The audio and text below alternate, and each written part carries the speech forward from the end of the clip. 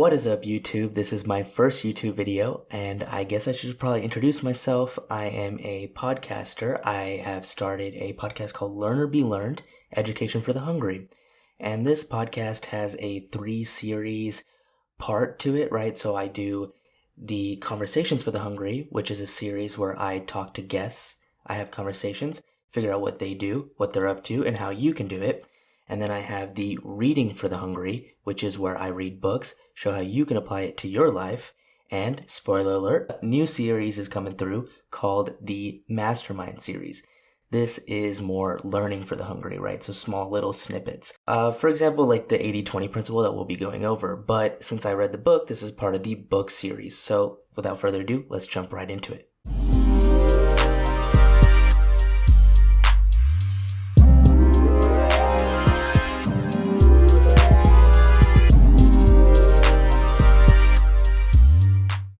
Alright, so we have the 80-20 principle, right? Also known as the Pareto Principle or the 80-20 rule. This is basically saying where 20% of the causes or input gives you 80% of the effects or output, right? So an example would be 20% of your clothes is worn 80% of the time, right? So we all have those favorite shirts that we probably more often wear than not. This is kind of hinting towards the idea of, right, so you're using 1/5 of your time to maximize 80% of your results. And these numbers will vary a little bit, right? So might be 90-10, but there's this common principle that you see in nature and our productivity and our lifestyle that is 80-20 roughly. So if we use 1/5 of our time to give us 80% of the results, doesn't it seem kind of inefficient to use the other 4/5 to get the other 20%? And exactly, right? So yes. So time is our most valuable commodity. So we need to know how to maximize it. And if that is the case, we should be focusing on how our 1/5 gives us 80%. We should focus on this 1/5 and double that. And it might not come out to exactly, 160% of the outcome, but, there might be a depletion curve, but that gives you significantly more than if you focused your 4/5 on the other 20%. Another example would be like if you studied 20% of the main material for the exam, you could get an 80%. But most people shoot for, a 95, 100 on the exam, which is spending the other 4/5 of their time memorizing that small little snippets, the minute details, all that. All right, so how can I do this, right? So we need to focus on our highest ROI, our return on investment, right? So what gives you the most impact? What gives you the most money? What gets the most done? So this is where you need to find where the 80% comes from, right? And once you identify that, you can automate, outsource, reduce, eliminate, or delegate the shit that's not getting anything done. So let me give you an example. Emails, generally people think they're being pretty productive, but if you read the 7 Highly Habits of Effective People, in that book you can see that emails are more sort of like they're a quadrant 2 task, and I don't want to quite get into that book right now, because that can be a different video, but that is basically talking about how it's important and urgent, and since it's urgent, it's not letting you do the stuff that's not urgent but important, which in the long run is more beneficial to your life, like exercise, nutrition, right? So this urgent stuff gets put first. So you're always checking your emails every hour of the day. That stuff is, you think, productive, but it's actually counterintuitive and it's not very productive. So you should check your email maybe once a day. Or if you can automate it, like I use Spark, and Spark is an email service where I can it has a smart category where it organizes my inbox and shows me where all the newsletters are, which ones are more important, which ones are more promotional, and then I can just quickly scan it and then click this red button at the top and it reads all of them and gets rid of it. So within literally a minute, I can be done with 40, 50 emails. So I check that once a day, and that gives me, in 1 minute, I'm done with my emails. Maybe there is an important email that might take me a couple more minutes, but you get the idea.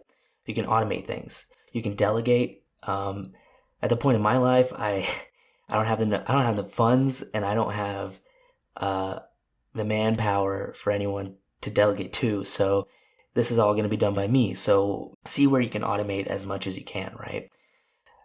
Anyways, moving on, right? So you need to, the next step, that is step 1.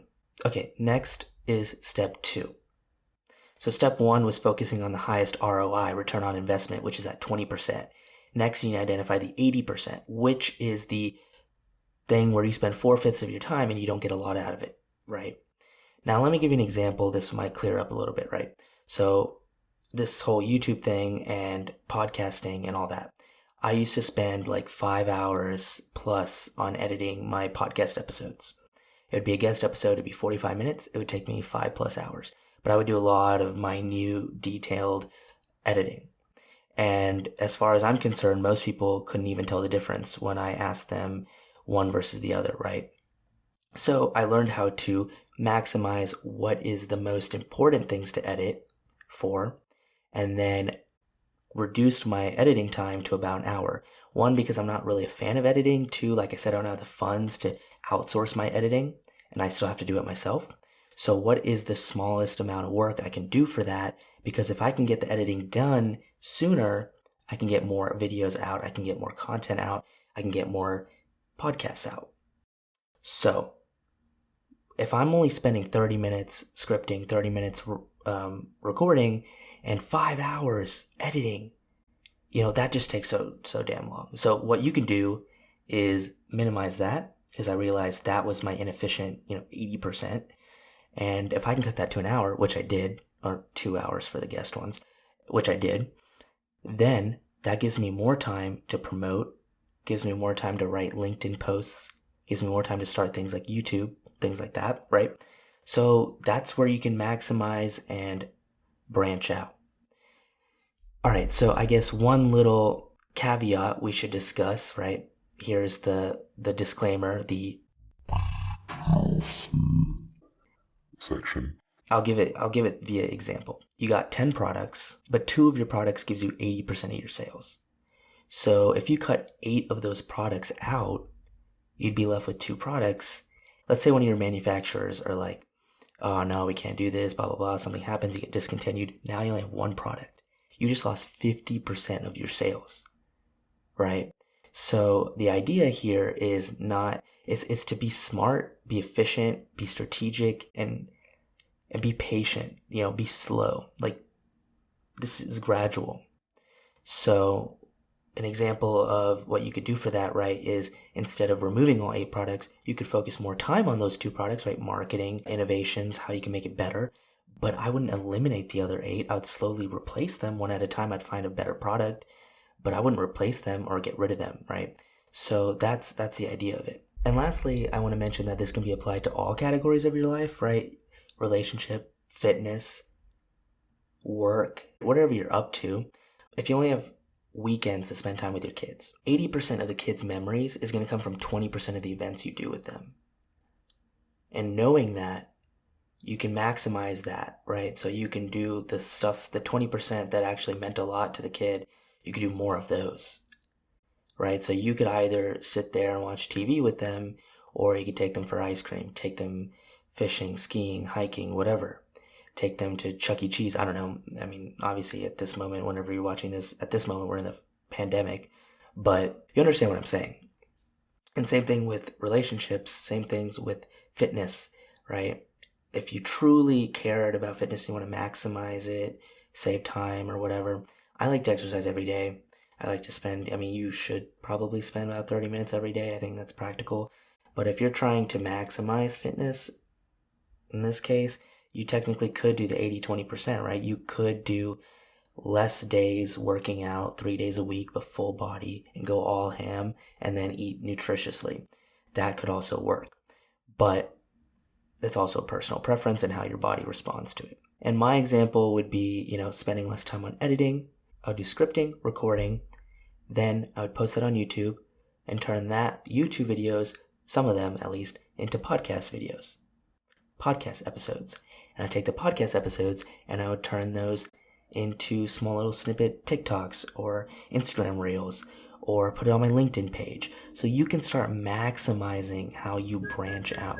Well, that's the first episode, and I appreciate you for watching. I hope you subscribe, like, comment. I could really use the advice, I'm new to the game, love YouTube, let's see how this goes. Thank you all for watching, I really appreciate it.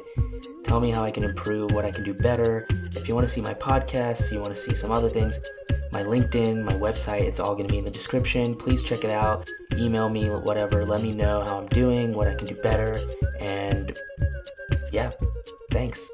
Peace.